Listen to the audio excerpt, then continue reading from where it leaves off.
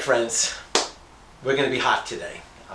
This is Dr. V, and today we're going to talk about another miracle. And in all actuality, I was completely prepared to do a completely different message on blind Bartimaeus and him beseeching Jesus to heal him of his blindness. I was all set to do that this morning. You know, we film this at around noontime every Monday. In this case, we're filming a little later in the week. But I was all prepared. I had my piece of scripture. I prayed about it. I had the insight. The Lord gave me the insight about blind Bartimaeus. And so I was talking to my good friend, Pastor Ray Talavera, and he goes, "Doc, what are you going to talk about this week?" And I told him. But then I also said, for some strange reason, I said, I really want to talk about the dry bones of Elijah, and that's a fabulous miracle. But I said, I haven't had insight to try to explain, because of course the title of all the messages that we have are called Health, Healing, and the Science of Miracles. There has to be a reason for it. And I'm thinking about Elijah and the valley, and the bones are lying there, and they come back to life. And I'm trying to think, how did God put this together? Because God uses the resources that he has at hand. Now, he'll do things that are outside our realm of understanding, okay, because we just don't understand how he's going to do things. But he uses the resources, and Pastor Ray said something. He goes, well, you know, he spoke and he said, tell them that the Lord said, this is the word of the Lord. And it's kind of unique, because in many other times in the Bible, when the Lord is using somebody to prophesy, they just turn around and say, thus saith the Lord. And in this case, it was very specific that it says, you dry bones, hear the word of God. Hear the word of the Lord. And that's going to be very specific. I'm going to read through this piece of scripture, because what I want to, listen, the end result of everything we do is to give you and to help you increase your faith. To understand that God is not bound by anything. He's not restricted by anything. There is nothing too hard for God to so-called, quote-unquote, pull off, because since he has created all things, okay, he has mastered all the science behind the universe that we don't even understand. So let's appreciate the fact that if God can do something, if God can take dry bones in the valley and bring them back to life, there's nothing that you're going through right now that is impossible for God to step in and bring back to life. So let's listen to this piece of scripture. I'm excited about hearing this. I was inspired just an hour ago. I saw about 40 or so patients, and now I'm excited to share this word here. So in Ezekiel, and we're looking at 37, and we're starting in the beginning, and it says, and it kind of repeats itself, so I just want to give you the forewarning, but there is information on both sides. It says, the hand of the Lord is upon me. This is Ezekiel speaking, and this is his vision. He's seeing this stuff.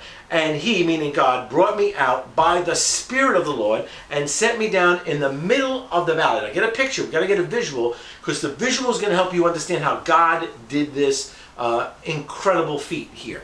And he put him in the middle of the valley, and it was full of bones. So imagine he comes out there, Ezekiel's out there, and in the middle of the valley is a pile of bones. Where is it? Floating in the air? No. It's sitting on the floor. It's before him. And it was, historically speaking, this was people of the house of Israel. They were slain warriors, and the bones were just piled up in a particular area. And it goes on to say, okay, he says, he had me pass, God had Ezekiel pass among them all around, and behold, there was very many of these bones on the surface of the valley. Get that word, on the surface of the valley, and behold, they were very dry. And he had me say, Ezekiel speaking, son of man, to Ezekiel, son of man, can these bones live? And Ezekiel answered, and he said, Lord God, you yourself know. But here's the key point. Get the visualization to this. Ezekiel's walking, he's having this conversation in the Spirit with God, and he's in the midst of these bones, okay? And he asks him, can these bones come back to life? But the key here, it says, to the miraculous part, is that the bones were sitting on the surface of the valley. The bones was sitting in a dry area, probably in the dirt, in the sand, in a parched area, okay? It wasn't in a green area, okay? It wasn't in trees, it wasn't in bushes. It was probably sitting in the dirt, in the valley, probably in a sandy, gravelly type of rocky area. But that's where these bones were sitting, and that's critically important. And again, he said to me, prophesy over these bones and say to them, you dry bones, okay? You dry bones. And this is what I want you to say to yourself. If anything's going on in your physical health, speak to it. You dry bones. You dry bones, you cancer. You dry bones, you asthma. You dry bones, you diabetes. You dry bones. We need to start speaking to it, because he says, speak to it. And then he goes, hear the word of the Lord. And this is so important, because not often does he use that terminology. And the word of the Lord is, what is the word of the Lord? We know the Spirit of the Lord, we know the Lord, and the word of the Lord, of course, is Jesus, who was behind all the creation of all things, anything that was seen, that was made by him and through him, okay? And it speaks about that. And the word, okay, it also speaks about, in the book of John, it says, in the beginning was the word, okay? And the word became what? It became flesh. Think about it. The word became flesh. And Ezekiel is prophesying the word that became flesh of the Lord over the dry bones. Now I'm saying to myself, and this is what Pastor Ray said to me today, and bam, it hit me in the head. And he said, here's how the connection is. He's speaking, okay, to these bones in the same power of the word becoming flesh. Remember, the Lord took things that are not as if they were and brought them into existence where there was nothing to start off with in the beginning. He took things that did not necessarily exist, okay, and put them into existence. And the word became flesh. And he's speaking over these bones that they would what? Become flesh. And this is what the Lord says to these bones. Behold, I'm going to make breath enter you, and you're going to come to life. And I will attach the tendons. And he's talking about the reconstruction. Okay, this is not just like some mystical boom, pop, and the body comes together. No, the Lord is creating a reconstruction, and it says later on that the bones are going to come to bone together, meaning, the femur bone is going to come with the tibia bone, and then the femur is going to attach into the acetabulum of the ilium. So it's going to connect the way it's designed to connect. And it talks about how the tendons and the muscles and the skin all come together. The inside tissue, another version says the sinew, the inner tissue of the body just starts reconstruction, because the word is becoming flesh. It's coming back to life, okay? And put a breath in you so that you may come back to life, and you will know that I am God. So now it goes on to say in verse number 7, so Ezekiel says, so I prophesied, and I was commanded, and as I prophesied, there was a loud noise, and behold, a rattling of the bones came together, bone to bone. So he's talking about that the bones were lining up and coming together, the spine was coming together. Who knows? These were slain soldiers on the floor. When the tissue is gone, the bones don't necessarily stay together, okay? They may be close together, but they may not have to stay together. But now it's being put together. And I looked, and behold, the tendons were on them, and the flesh grew and covered them with skin, but there was no breath in them yet. Because now he has to put the breath of life into them. So it goes on to say, then he said to me, prophesy to the breath, prophesy, son of man, and say to the breath, okay, speaking it. Look at the power behind this. This is not like imagine it will happen. The Lord is specifically giving Ezekiel instruction to speak the word. And let me tell you something. When you're sick, I don't care if you have a headache or you have terminal illness, you need to speak to your dry bones. You need to speak. It has to come out of your mouth. You cannot be silent about it. You cannot pray in silence. Now, I have to say, sometimes I'm guilty of. I'm driving in a car and I'm praying in silence. My wife says, speak it, speak louder, talk. And I said, okay, you're right. Because sometimes you get just too caught up in your praying in your own self, in your quiet space. But sometimes, if you want things to be creative, you have to speak the word. It's powerful, and especially in this case. And the Lord says, come from the four winds, breathe and the breath of these slain, so they would come to life. So I prophesied, and I commanded, and he commanded me, and the breath entered them, and they came to life and stood there on their feet, an exceedingly large army. Now, allegorically speaking, the meaning of it speaks about how Israel was originally cut off, they became dry bones, and then they brought back to life. I'm not talking about the message of this and how it relates to Israel. I'm talking about the message of this and how it relates to you believing in how things will come together when we believe what God has done. Because God has set inside you the ability to heal. So watch what happens. Let's reverse this a little bit. He comes upon these bones, they're sitting in the valley, and they specifically say they're sitting on the surface, it's sitting in the dirt. And all I could think of was this, and I checked this, me and Robbie looked at this before. The bones are sitting, you know where they're sitting? In the periodic table. They're sitting in the periodic table. The bones are sitting in the dirt, meaning they're sitting with all the minerals, all the elements that your body is made of is in the dirt. Remember in the beginning, think about this, because this is a creation take two. Only thing difference is we had some bones to start off with.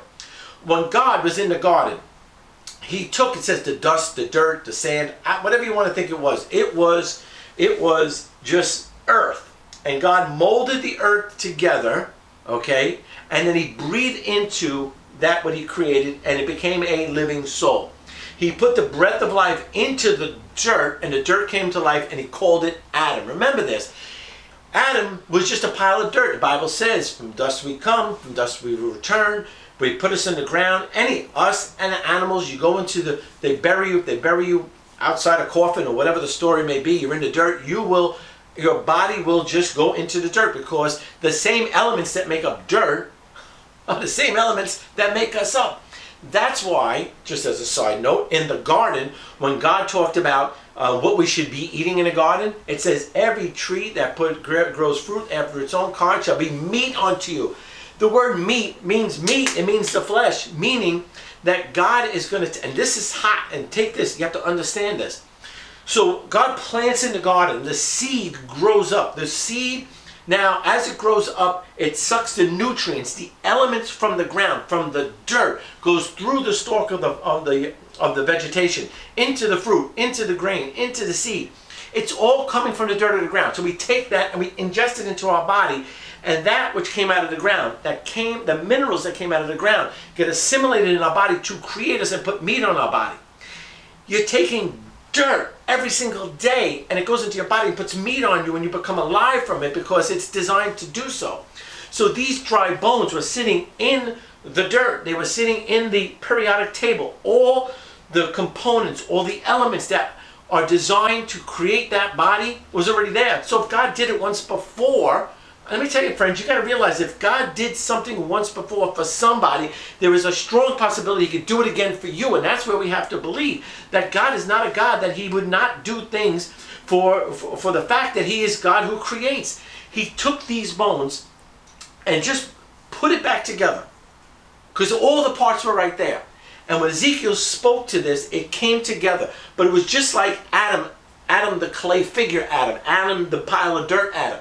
But when he spoke to the four winds, he spoke to all that was created, all his breath. And when he spoke to it, the Lord put breath into these dry bones, which were now fully formed human beings at that point, and they came back to life.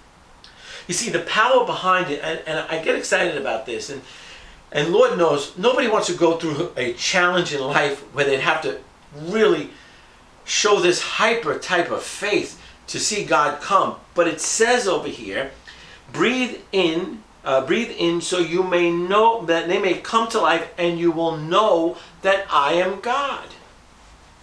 That's part of it, understanding this exceeding type of faith, but understand that it's not super mystical. It's not like God is going to be breaking some rules. Now, some of it is just a little bit far-fetched and hard to understand that this can come together, but he did it before. If you can understand that man came on this planet, we got here in the first place, and God created Adam from the dirt of the ground. Basically, that was happening again. He just recreated these people. He took all the parts that were already there, but they were in elemental form, and he put it back together. And he put the breath of life in, and they came to life. And let me tell you something. They were dry bones, dead people. Their body parts came together, and I can guarantee you this. Not only did they come to life, but they were healthy. They came to life healthy. They didn't come to life sick. They came to life healthy. The same way when we talk about Jesus coming out of the tomb. Jesus was brutalized on the cross. He was stuck in the side. He had the crown of thorns. He had these gigantic spikes through his wrist and his feet. And he walked out of the tomb. He had the scars for it, but he didn't need rehab for 6 to 9 months. He was out there walking. And the same thing happened here. And this is how we have to understand our faith.